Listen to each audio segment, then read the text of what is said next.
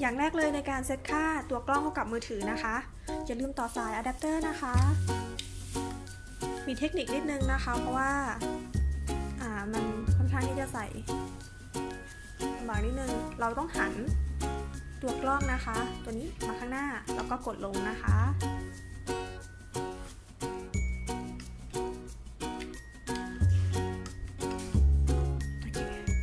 ตั้งขึ้นได้เลยค่ะ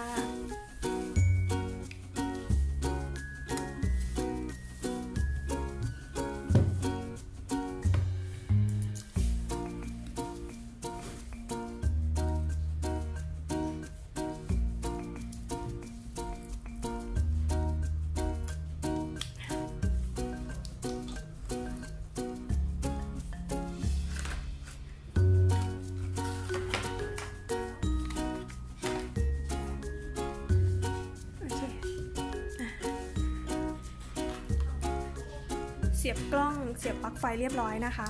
ในกรณีที่เราจะไปติดผนังเนี่ยถ้ามันมีแม่เหล็กเราเอาไปติดได้เลยนะคะแต่ถ้ามันไม่มี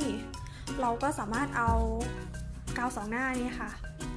ติดเข้าตรงส่วนนี้แล้วเอาไปติดผนังนะคะก็ได้เช่นกันนะคะหรือ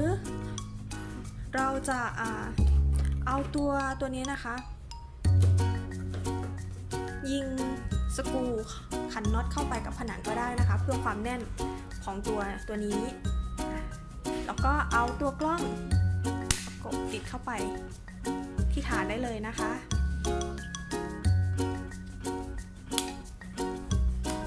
โอเคต่อไปเป็นการ